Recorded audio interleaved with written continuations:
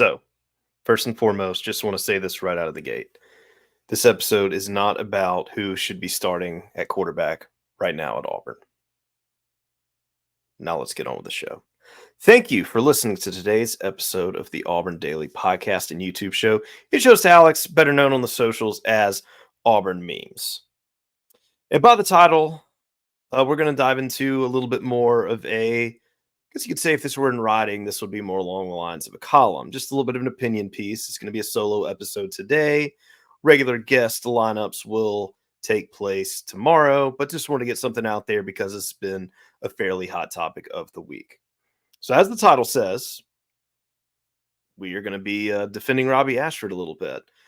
But as I alluded to at the very beginning of the show, this is not going to be about a case for why Robby should be starting for quarterback. This is going to be a little bit bigger than that. And to do this, I want to start at the very beginning here and attack some narratives that have been around him. So the big problem I've been seeing in this whole quarterback debacle on all platforms through tons of conversations is it's almost like there are people who are just actively cheering against Robby for the betterment or the worse of Auburn. It doesn't matter. I don't know if it's a case of these folks just want to be right. I don't know if it's a case of bullying. I don't know if they have just made something up in their mind or if Robby Ashford just somehow represents Brian Harsin to them and they just connect that with malice. And because they did not like Harsin, they do not like Robby. I don't know what the deal is. And I just wanted to spell that right out of the gate. The two are not the same. They are not connected to the hip. They are not similar. I don't think Robby Ashford was crying when Brian Harsin was let go in the middle of last season. And if we thought as fans that the Brian Harsin experience was bad, let me just assure that as from a player standpoint, immensely and probably unimaginably worse for what those players had to go through from just dealing with all that, the lack of production on the field, and then just the coaching that just did not set them up for any amount of success whatsoever, and just having to put your head down and keep up with that. So let's get to the beginning here. Robby comes out of Hoover High School, a fairly moderately rated recruit. I think it was a composite 4-star. I think 24/7 had him as a 3. And he was Ole Miss was Lane Kiffin was the big recruiter for him. And some things ended up changing, and he ended up pivoting to Oregon. Auburn was in it a little bit with him as well. Actually, that would have been when Kenny Dillingham was running the show for Auburn. And the way the dominoes end up falling, he ends up going to Oregon. So 2 years there, didn't end up getting to play, and there were some pretty rough issues between him and Cristobal, maybe some of the other guys there. I don't really want to get into that. That's not really my business to tell. And at this point, it's very irrelevant. But things didn't work out for him in Oregon. Like I said, leave the details out. Time to get a fresh start, and that's the beauty of the transfer portal. And of course, going during COVID probably did not make anything any easier for anybody as well. But transfer portal, it is the chance to start anew. It is the Oregon Trail for college football players. So enters the portal and comes to Auburn. Now, very similar to him and Calzada, a point of empathy I'll have for both of them is that was when the Austin Davis hire was made. So everybody was very excited to play for him. And Calzada even came out publicly numerous times and said that Austin Davis was the reason that he came to Auburn. And I would imagine Robby had a similar situation there because that Davis would have been around who would have been recruiting him. And then, of course, after they sign their paperwork, they come on campus. That whole situation ends up not happening. And the guys are now stuck with no OC, and they have, just made it to campus, just learning their way around. And then there's flying rumors that their coach may be fired in early February. And they are sitting there just, what have we gotten ourselves into? Get past all that, get to the season, and TJ ends up getting the starting nod for quarterback. There's a lot of debate. Obviously, TJ did not come in with a lot of favoritism from the fans due to how he ended the previous season with South Carolina, Alabama, and then, of course, Houston. So there was a lot of, well, Robby was kind of a future play. A lot of people thought it would be Calzada. Don't need to get into all this there. TJ starts. TJ just could not get over the hump. They do some still different staff, for whatever reason. I think most would say erratic quarterback shifting. And inevitably, TJ just keeps turning the ball over, does not look like he should be an SEC starting quarterback, and lo and behold, ends up taking a shoulder injury. And then by the Missouri game, Robby Ashford is named the starter. There were a lot of people and a lot of rumors said, well, TJ's not going to be it. Let's go ahead and just toss Robby in there. Let's just swallow our lumps and just kind of play for the future game here. It might stay, it might be rough short term, but long term, the potential could be there better than it could be with TJ. So why even waste the time? And that was assuming, if Calzada would be that guy anyway, because there were a lot of people even who were kind of anti-Calzada just because, if you look at his raw A&M numbers, they weren't necessarily fantastic. And I think there was a lot of high riding from that A&M game. Just as a recap of the setting to where we're at here. So getting back to, as we've kind of laid the setting and kind of getting back to where we are now, we know that things did not go well for Robby from a statistical standpoint and a performance. Some of it was his fault, some of it wasn't, and then there were things outside of his control, such as his injuries. I don't know the exact extent orthopedic term, so I'm not going to say it, what it was, but it was some type of shoulder sprain, tear, whatever, pretty significant, pretty painful, pretty limiting. And from what I understand, TJ's injury was also very similar, or maybe it would have been right at the same, and he sat out. And like I said, it's sustained in the Missouri game, so his first start. And then there was something I know that was going on with his thumb, and I think there were a few other little things that were nagging him throughout the season. You saw the way he played, he took a lot of hits, and that was where there's no other choice. So that staff had designed the playbook, the game planning, the reps, everything had been around TJ and what his strengths would have been. And Robby did not have the luxury of those first team reps. And this is a guy that didn't have playing experience, game experience at Oregon, where Calzada and TJ had previous game experience at A&M and then Auburn and LSU for TJ. So by far the rawest of the guys on the roster. And obviously you have a few other guys down there, for the ones who were going to play. I don't think anybody was expecting true freshman Holden to get in there and light the world on fire. Then I guess, you go look at your walk-ons of Sawyer Pate and those guys. And, at that point, that could have been a little rough for everybody if we're looking at the walk-ons to play. And I'm sure there were some people who would have at some points maybe been open to the idea of that. But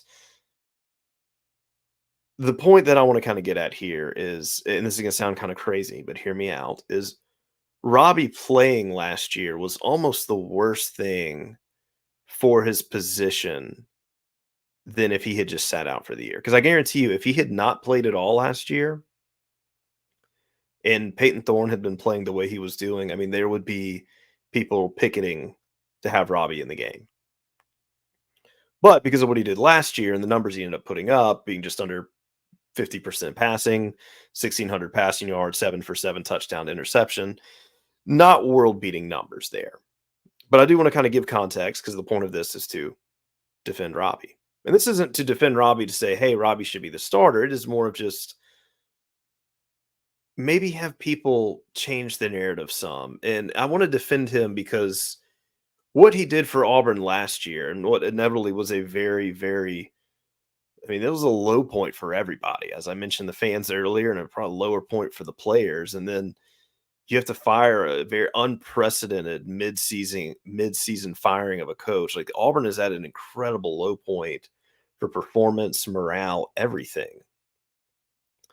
And I'm not trying to paint this out to be Robby some type of hero for stepping up and saving the day. And it's not that deep, I promise. But I do think there's not enough credit that really goes to him for just saying, "Hey, I'm injured. I'm beat up."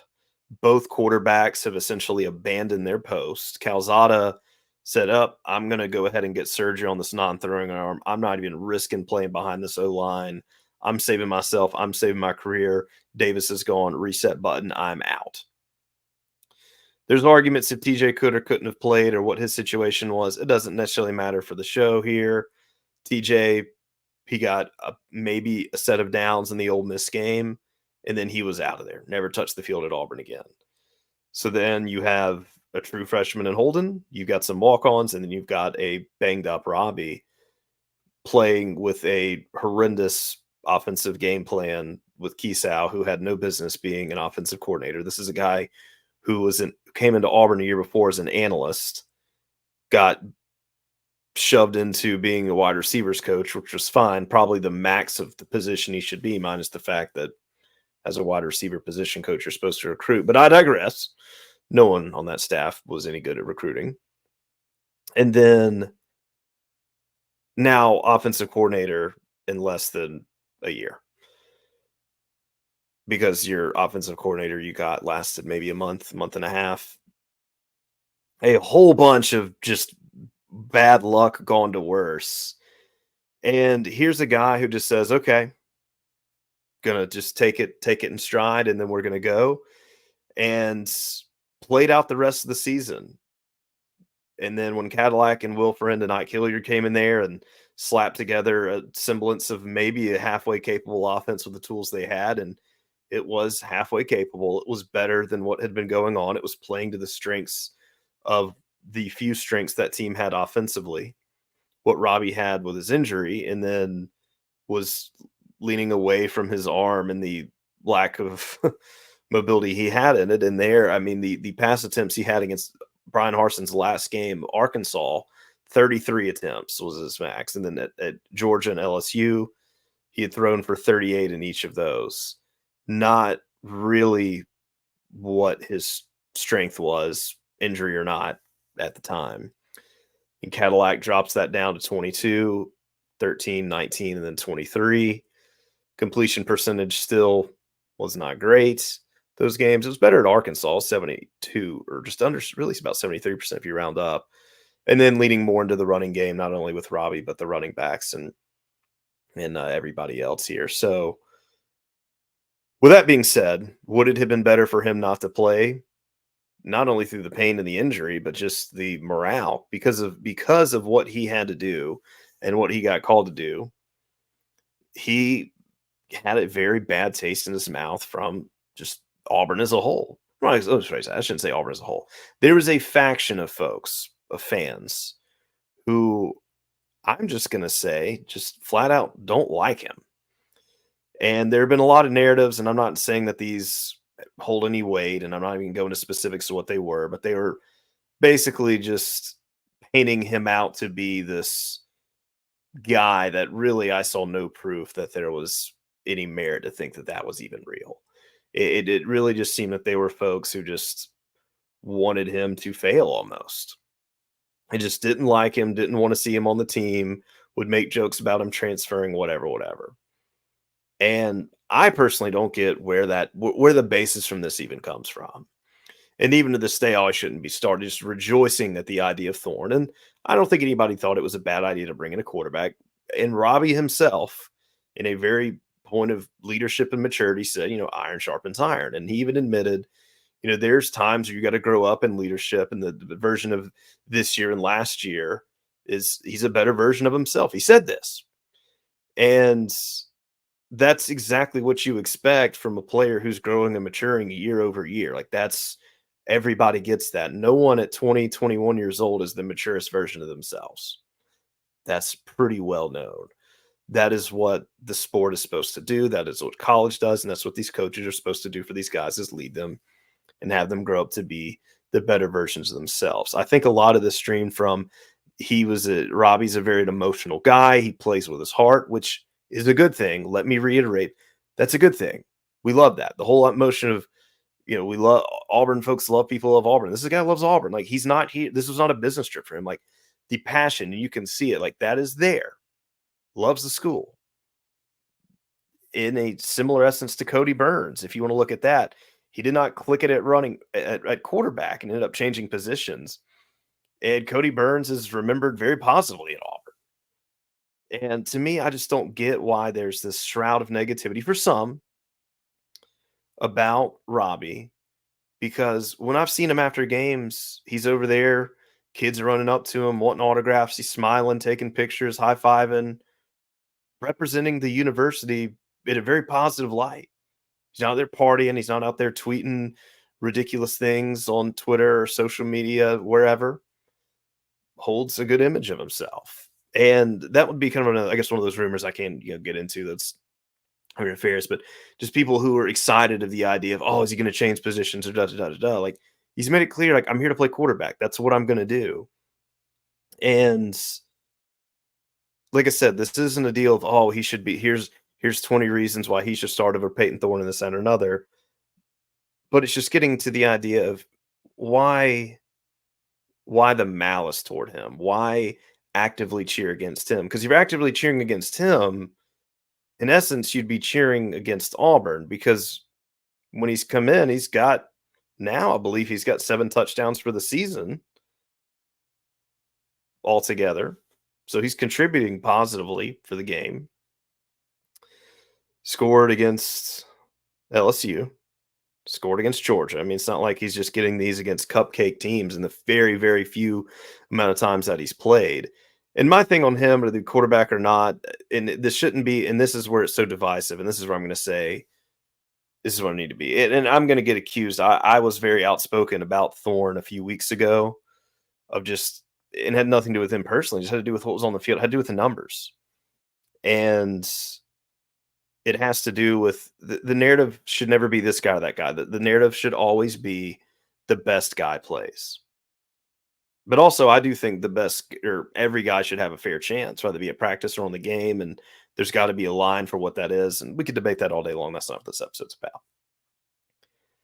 And this would just be to those who were saying things, and I'm not going to repeat what they were because just that's not a good practice for this show, but just saying things that were discouraging to him, discouraging to Auburn, that really had no place, and they're starting to age fairly poorly with recent developments. I don't see what it solves, and I don't know why I cheer against a guy. And I just want to kind of go off the bat here and say, like, this is a dude who really, really got served a horrendous dish last year and just took it with stride and really helped Auburn get through a tough season that not many quarterbacks could have come in there and really turned that around. Because the thing is look at the narrative here with the receivers. Well, last year's bunch, you had John Samuel Shanker in there, you had Tank, and they led in receptions last year, or toward the top, I should say. Johnson did, and he's beat up. And if you're going to say that the receivers are the issue for Thorne this year, then I think you've really, really got to look back at last year and say, okay, well, then Robbie should get that same benefit of the doubt. Now, I'm not saying we get some other receivers in there last year. He's tossing for 65+%. Not getting there. I'm not trying to get hypotheticals. I'm just saying that a lot of people blamed him specifically, and that's just the nature of the quarterback. You get all the glory, you get all the blame. There's really no in between. And that is part of it. The numbers don't lie. They were what they were. But there were some extra considerations with those. And I hate to kind of phrase it this way, but somebody had to do it. He did it. He's here. He's making the most of when he's getting in there. And I hope the staff does what they need to do for the right guy. But I would just encourage everybody, as I close this episode out, to not be so brash with their takes, negative or positive, toward anybody else other than just kind of what's happening on the field. I mean, this is a new year. I think everybody gets a clean slate. And yes, I mean, you do look at last year's performance, but I think you got to look at some context, because look at Joe Burrow from 2018 to 2019. We'll narrow it down to Auburn, because I think people are going to comment, well, Robbie's saying Robby Ashford's Joe Burrow. Look at Chris Todd from 08 to 09. Maybe that's a little bit better of an example. Auburn guy who transferred in, a guy who transferred in who kind of had some question marks around him, who was competing for a job for somebody else. at Auburn and kind of had a little bit of back and forth with it. Also, somebody who was playing through a shoulder injury in '08 of Chris Todd. Gets healthy in '09, ends up winning the starting job, and ends up lighting it up. Now, it's not going to be a perfect comparable, but there's just some things here for where context can repeat itself historically to kind of give people some ideas of saying, hey, maybe we just need to see the situation for the different variables that could play into it. So that is where I think I want to leave it off. I wanted to say my piece on that. Wanted to just let everybody know how I kind of felt about that. Just wanted to text some of the messages I'd seen out there, and I hope that everybody kind of folds or kind of puts their arms down about being right or wrong about something and more just cheers for the best guy, rather that be a Peyton turnaround, Robby gets the starting job, or maybe they just do this double quarterback thing for the rest of the season. Who knows? But I'm going to say this: it's tough on all the guys, and unless a guy just really represents Auburn in a very poor light, man, support them through thick and thin. They're out there giving their all for us, and least we can do is just give a little back to them and just give them some love and cheer for them while they got our uniforms on. That's all we got. Thanks for listening to this a little bit shorter solo episode, little commentary episode. Make sure to check out auburndaily.com, see what's going on there. Check out the socials. And of course, you can find me on Twitter and Instagram at Auburn Memes. Got any thought on this episode, this subject matter? Shoot me a DM. Let's talk about it. Meantime, we'll be back tomorrow for another show guest. I'll let you guys tune in to see who will be joining and what the topics will be. Hope to see you then. And you guys, want to thank y'all for listening. Have a good day.